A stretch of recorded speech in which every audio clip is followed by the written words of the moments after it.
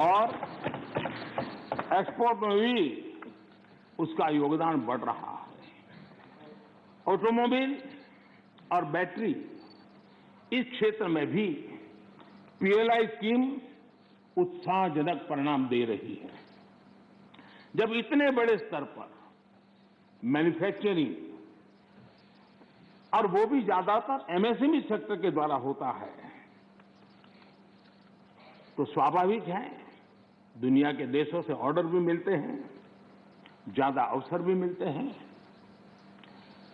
और सच तो ये है कि इंजीनियरिंग गुड्स जो बड़ी मात्रा में एमएसएमई बनाते हैं, इस समय जो एक्सपोर्ट का आंकड़ा बड़ा बना है, उसमें ये इंजीनियरिंग गुड का भी बहुत बड़ा योगदान है।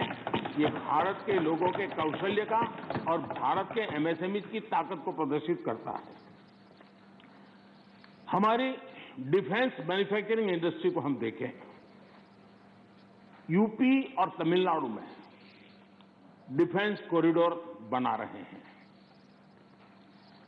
एमओयू जो हो रहे हैं, जिस प्रकार से लोग इस क्षेत्र में आ रहे हैं, एमएसएमई क्षेत्र के लोग आ रहे हैं डिफेंस के सेक्टर में, ये अपने आप में उत्साहवर्धक है कि देश के लोगों में सामर्थ्य है और देश को डिफेंस के क्षेत्र में आत्मनिर्भर बनाने के लिए हमारे एमएसएमई क्षेत्र के लोग बहुत साहस जुटा रहे हैं, आगे आ रहे हैं।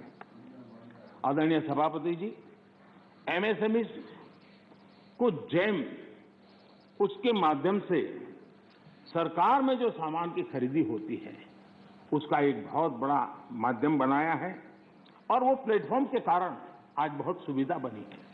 उसी प्रकार से हमने एक बड़ा महत्वपूर्ण निर्णय किया है, और निर्णय ये है कि सरकार में 200 करोड़ रुपए तक के जो टेंडर होंगे, वो टेंडर ग्लोबल नहीं होंगे, उसमें हिंदुस्तान के लोगों को ही अवसर दिया जाएगा, और जिसके कारण हमारे एमएसएमई सेक्टर को और इसके द्वारा हमारे रोजगार को बल मिलेगा। आदरणीय सभापति जी, इस सदन में आदरणीय सदस्यों ने रोजगार के संबंध में भी कुछ महत्वपूर्ण बातें उठाई हैं, कुछ लोगों ने सुझाव भी दिए हैं। कितनी जॉब क्रिएट्स हुई है,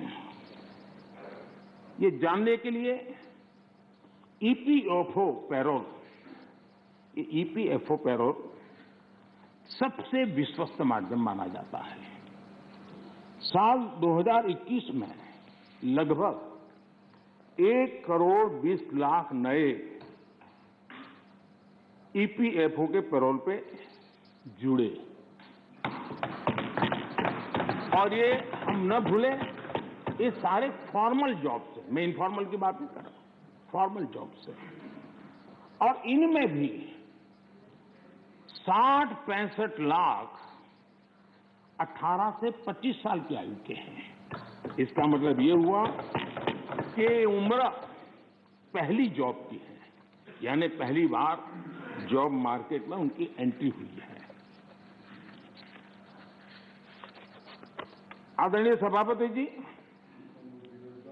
रिपोर्ट बताती है कि कोरोना के पहले की तुलना में कोविड रिस्ट्रिक्शन खुलने के बाद हायरिंग दोगुनी बढ़ गई है।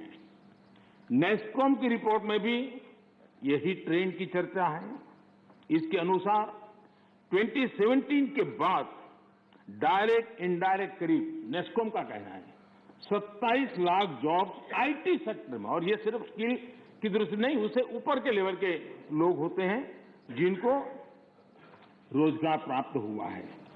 मैन्युफैक्चरिंग बढ़ने से वजह से भारत के ग्लोबल एक्सपोर्ट में वृद्धि हुई है, और उसका लाभ रोजगार के क्षेत्र में सीधा सीधा होता है। आदरणीय सभापति जी, साल 2021 में, यानी सिर्फ एक साल में, भारत में जितने यूनिकॉर्न्स बने हैं, वो पहले के वर्षों में बने कुल यूनिकॉर्न से भी ज्यादा है। और ये सब रोजगार की गिनती में अगर नहीं आता है तो फिर तो रोजगार से ज्यादा राजनीति की चर्चा ही मानी जाती है।